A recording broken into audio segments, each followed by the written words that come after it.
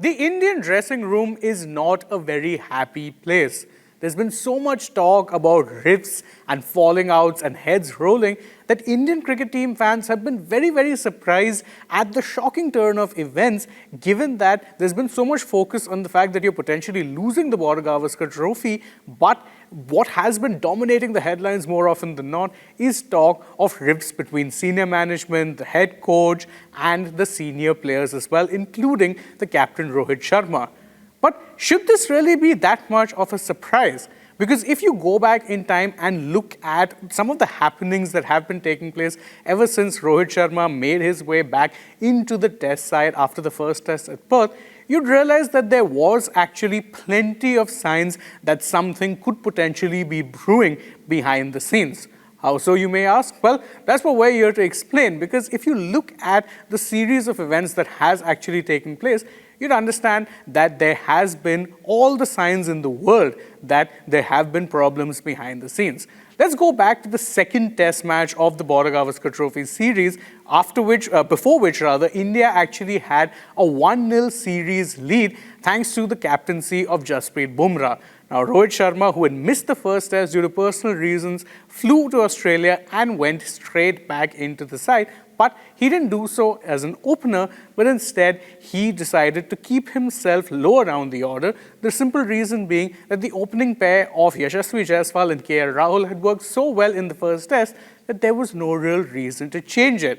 Now, all that was well and good, but the fact of the matter is that Rohit Sharma struggled big time in his comeback to Test cricket. The problem was that it continued a run of bad form that had been plaguing him in the longest format for quite some time, and things did not improve in the third test at Brisbane, where not only did India narrowly escape with a draw thanks in no small part to the weather gods, but Rohit's form continued to stay in the same slump.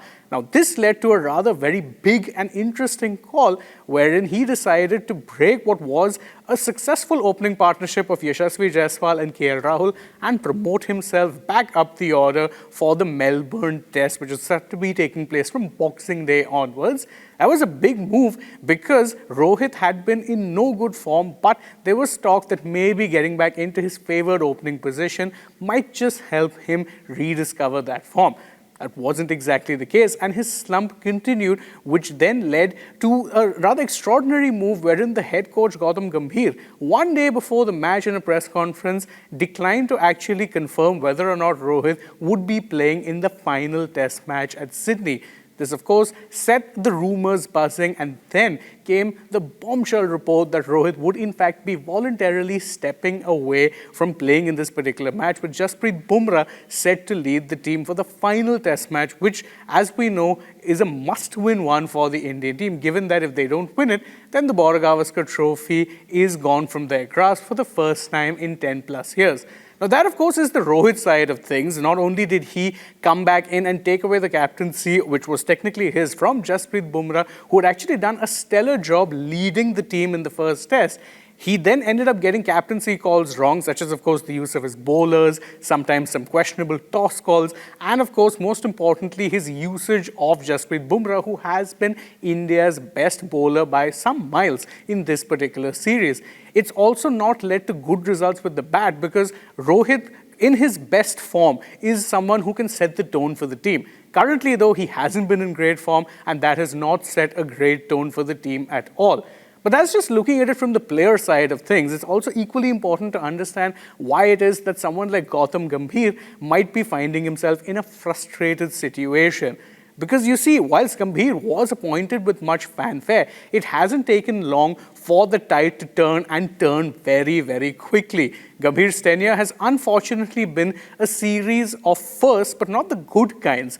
Under his coaching, they lost a ODI series to Sri Lanka for the first time in more than 2 decades. They were whitewashed in a home test series by New Zealand for the first time in over 2 decades. And now they are potentially set to lose the Border Gavaskar trophy for the first time in over a decade. A run that has been incredible because it has featured not one, but two massive series wins in Australia.